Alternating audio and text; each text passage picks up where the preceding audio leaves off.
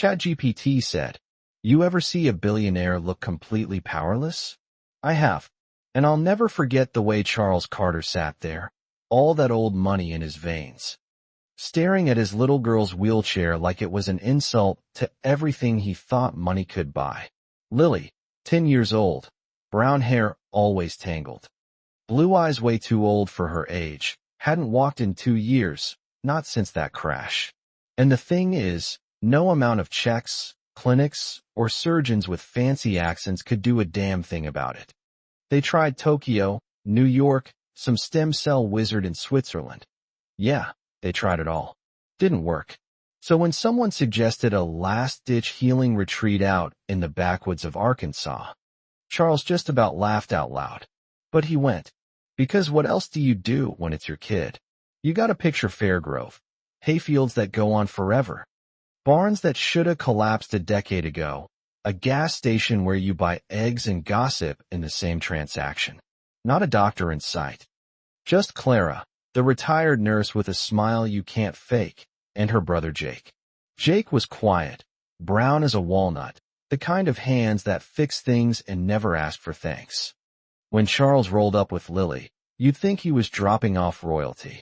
He barely looked up from his phone, but Lily? She noticed everything. She was sick of sterile white rooms and men with clipboards talking over her head. This place, though, it felt different. Softer. Real. First night, Clara brings Lily out to the barn to meet Jake. He's patching up a horse, grease on his jeans, dirt under his nails. He kneels down, really looks at Lily. Not the chair, not the money, not the pain, just her. And for a full minute, he says nothing.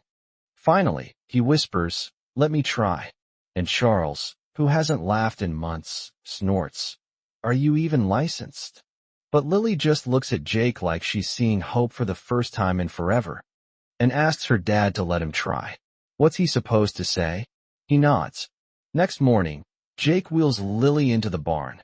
Not a therapy room, not a hospital, just this barn that smells like hay and horses. No machines. No beeping monitors, just a swing, some hay bales, and sunlight. Jake sits her on the swing and says, "Forget the doctors. Listen to your body." It sounds stupid, right? But Lily closes her eyes, tries to feel her toes again. Not the legs, but something deep inside wakes up, a spark. Jake doesn't treat her like some broken doll. He treats her like a teammate. That's when things start to change. Every day, it's a new test. Balance on the hay bales, stretch for apples, ride a horse bareback. Jake's patient, relentless, never rushes her, never pities her. Charles watches from the porch, and for the first time, he's seeing his daughter smile. She falls. She laughs. She tries again. No more counting failures, just chasing the next little win. One night, Charles watches her try to stand, gripping two ropes, and even when she collapses, she's still laughing. 12 days in, Jake brings Lily to the barn alone. "You fought harder than any soldier I ever met," he tells her. He places her hands on the wooden rails. "Stand up for me." Her legs tremble, her jaw clenches, but inch by inch, she stands. No braces, no suit, just her. Charles sees it through the doorway and drops to his knees, crying. Jake steps back. No need for words. Lily's trembling, but smiling. That night, Charles finally asks Jake, "How did you do it?" Jake just shrugs. Didn't fix her. Just believed till she did. You know what I mean? Sometimes it's not about science. It's about not giving up. Jake won't call it a miracle. He says, "This is just you waking up to your own strength." One morning, Lily wobbles 3 steps before collapsing into Jake's arms. "You walked," he laughs. "You believe."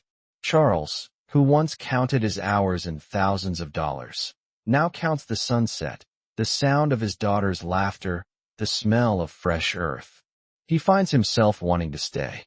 On day 15, Jake introduces Lily to Maple, the old mare, gentle, steady. He lifts Lily onto her back, tells her to let the horse teach her core how to move again. Lily's terrified at first, then closes her eyes and just lets go. Jake's walking beside her, steady as a shadow. When they come back, Lily slides off Maple almost by herself. That night, Charles watches his daughter feed the horse sugar cubes and realizes she isn't just alive. She's living again. Jake keeps pushing her, but not too hard. Balance beams made from old fence wood. Walking paths through the dirt, cane cut from a tree branch.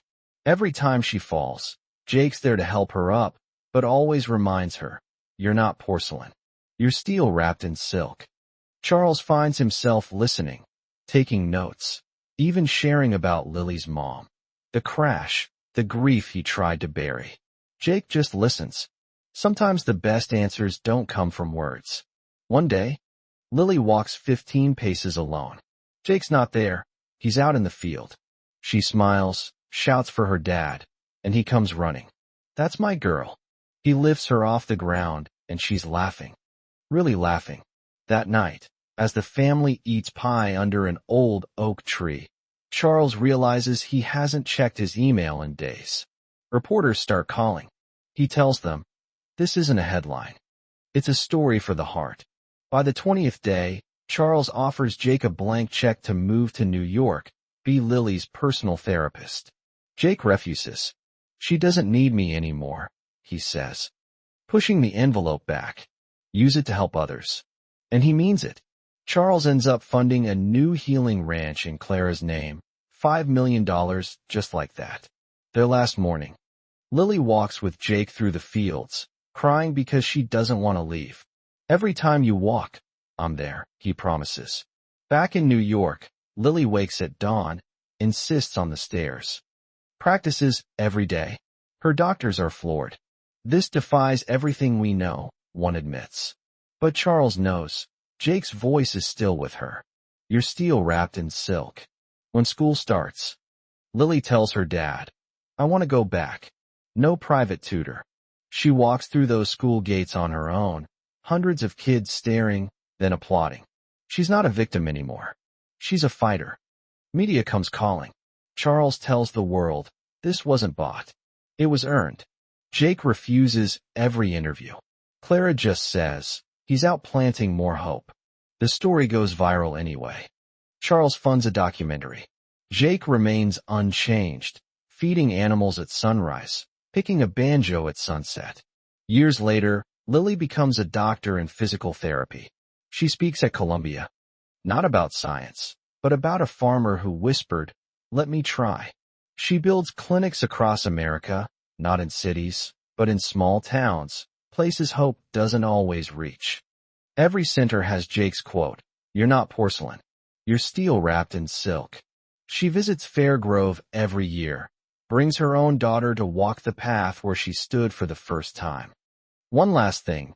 Jake passes quietly, old and content, under the oak tree. No big headlines, just the sound of wind and a sunflower by his hand. Thousands pay tribute. But Lily says it best at his statue. He never needed a clinic. He was one. And as she lays sunflowers at his feet, she whispers, "I hope you know how far your whisper carried." So you tell me, after all this, what really heals a person? Is it science, money, or just someone refusing to give up on you, no matter what the world says? You got an answer? Drop it in the comments. Because I bet this debate is just getting started. Does belief beat biology? Where do you find real hope? I'd love to hear your story. Share it below.